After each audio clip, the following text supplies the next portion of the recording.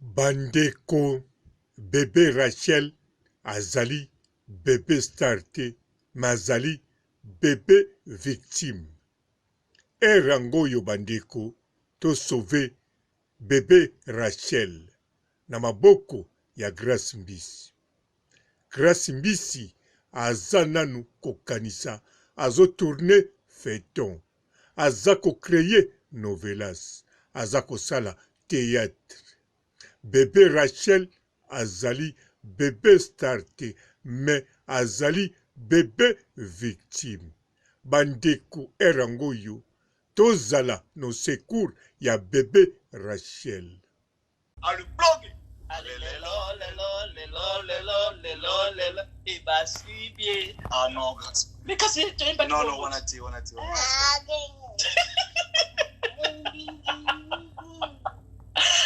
Rachel azo copier mambo nyonso ozoloba wana aza koenregistre ayokaka lingala te ye ayoka français na kiluba na chiluba. ok ye ayoka français na chiluba mikolo na olinga akota cours à anglais na ozela kokisa 2 ans abana déjà anglais. Allume s'il te plaît. Allume la télé chérie. Rachel alalaki tout mo malamu ki ba 22 ans olala sikote. bongo ero na mibali na ndako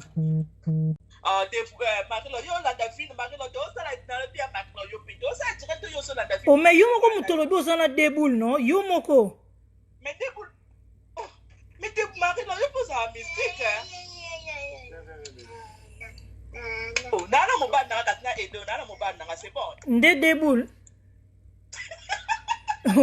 parce que vous avez mobile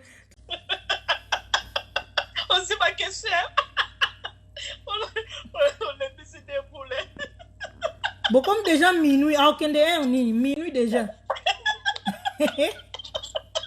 bah y'a le bani pas zangi siga olala voilà ma question ma commis nde tubazo kuma mais Marilo na yeb sako makamba ba koma ko yeb saka to yo ka ate Marilo je ne comprenais pas na yaka kina délire tout mais aujourd'hui bato wana bapesa fele bato bapesa nga chance pona koma chililo sina na katana si j'avais pas balobani ba appui hein ben scala voilà donc les gens m'ont soutenu les gens ils étaient là balobi bon to pesa chance to banana na ligasa la nini aujourd'hui bato ba comprendre maintenant Grace Mbisi la sexy bon atika la takala Grace Mbisi wana Grace Mbisi wana la ta sexy les gens ils ont compris maintenant que moi grâce je me suis imposée okay. Donc je me suis imposée na tchekombo nanga mais je veux dire merci. Je ne veux pas être ingrat grâce na bango, grâce à la communauté na biso. Pour avoir d'abord nandi manani mindele lelo na komi na mindele ba yebinga ba ivoirien ba arabe ba camerounais ba étranger ba yebinga oui. Mais pour ba yebanga il faut fallait la bombo kananga na boba tanga nani point ya bongo te deboule. Parce que grâce na bango lelo na komi mama pour na bango. Lelo na tambola na bano tambola ba voiture lelo des fois na tambola ba voiture na kumba na vie nanga ça grâce na bango. Ngata na bandi internet na bano kumba voiture 1000 €. Tanga na bandi internet na yaka kina voiture 1000 €, s'il vous plaît. Donc un jour na ndimate que un jour peut-être na kokumba auditer exemple. Na yebite que na ndimate un jour peut-être na kesuma auditer. Je m'attendais pas ça.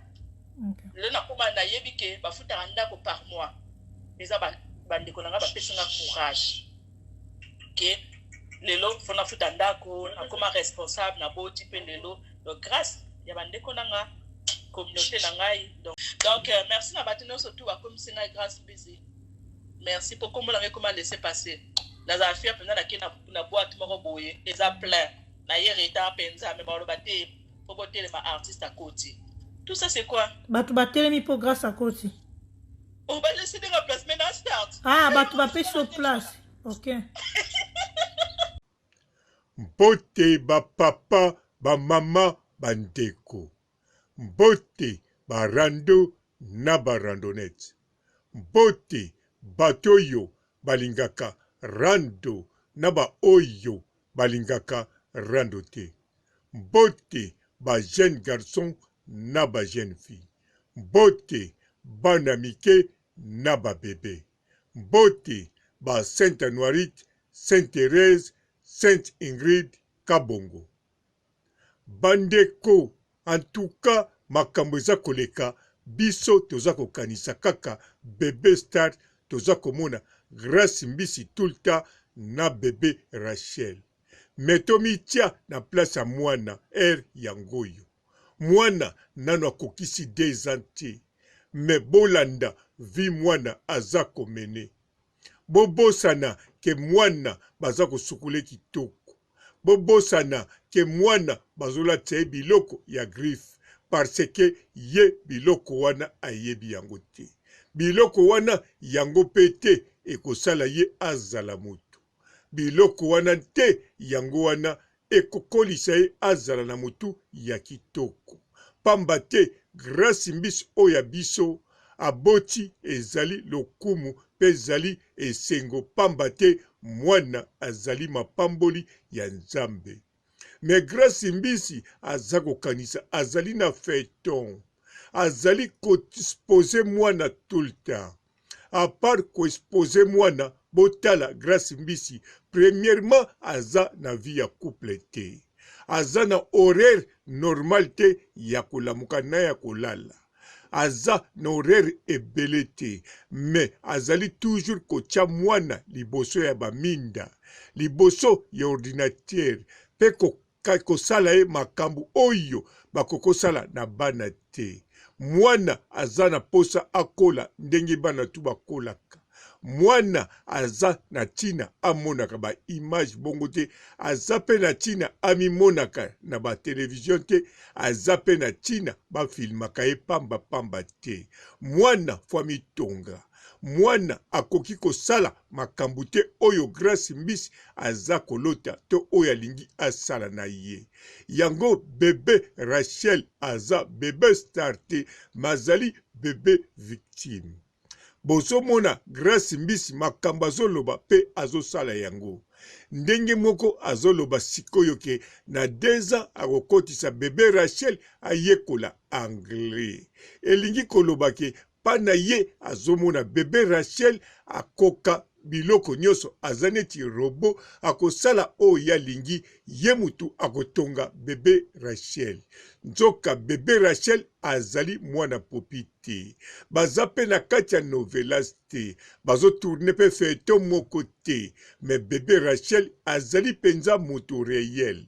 Fwa kola lokola bana nyonso. Fwa sakanaka ndenge bana nyonso basakanaka. Fwa déranger mama ndenge bana nyonso baderangeaka. Fwa kima makelele ndenge bana nyonso bazaka na besoin makelele te. Fwa tia makelele ndenge bana tu batiaka makelele. Fwa lata biloko oyo ezoswai na nzoto te pe biloko oyo esengeli alata. Alors akobanda pe kelasi ndenge bana tu bakendeke. Soki kosenga asala ba cours spécial esengaka liboso ba psychologue ya makasi batala mwana wana soki raisonnaka ndenge nini, soki capacité intellectuelle ne eza ndenge nini. Popo na koyeba mutu soko aza mayele esengaka te fwa kota kelasi abanda kozwa le premier.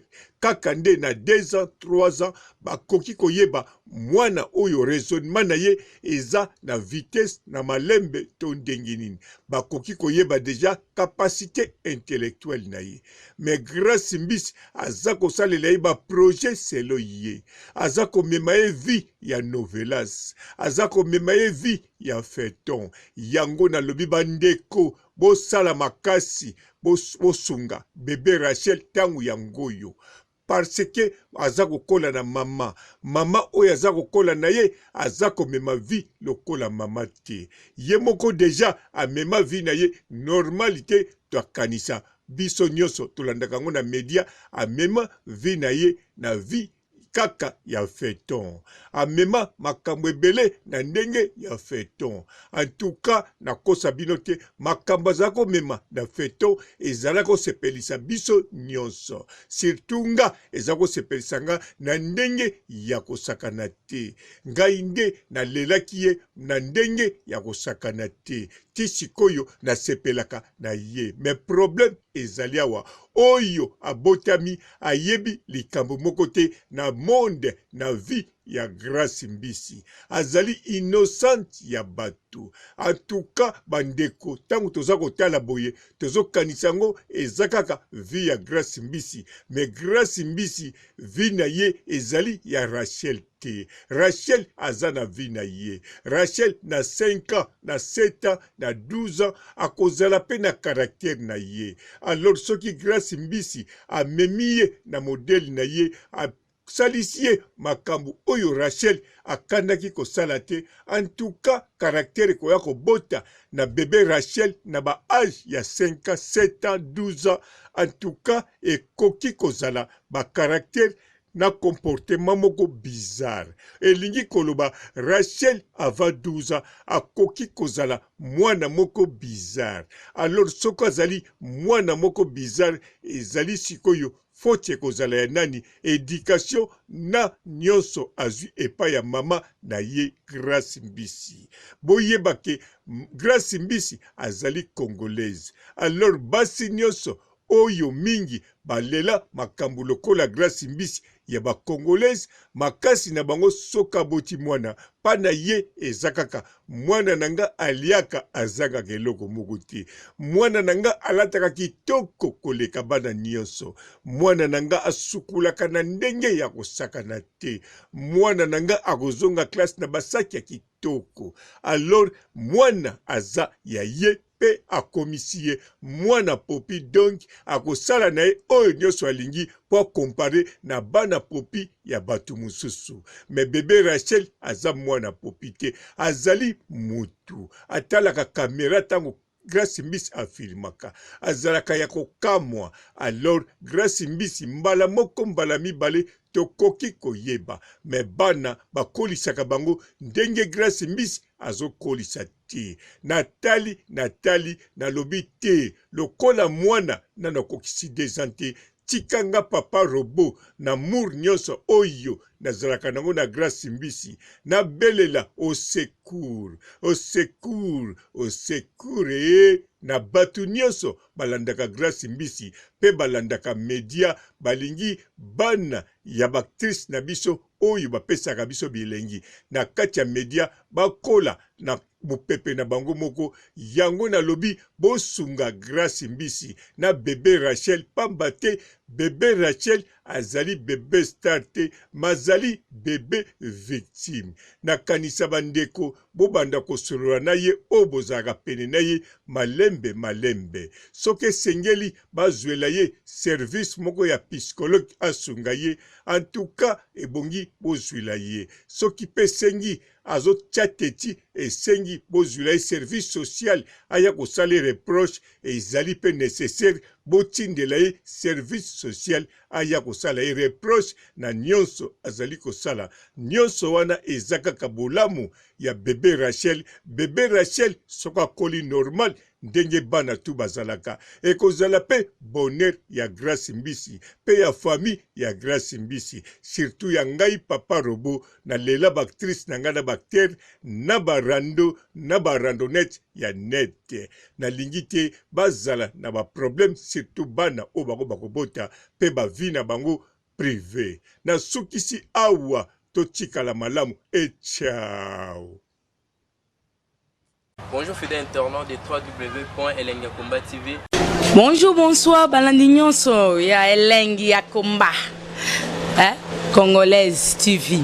Belé partout dans le monde, partout où vous êtes, partout où vous êtes, Elengi ya Komba TV vraiment. Bonjour, bonsoir, na abonné ba fan nyonso ya Elengi ya Komba Congolais TV. Bonjour à mon boss, on a appelé ça vraiment un pandi. Bonjour à mon boss, JP Kiama. Je salue mon boss Balobi, boss des boss Babi JP Kiama.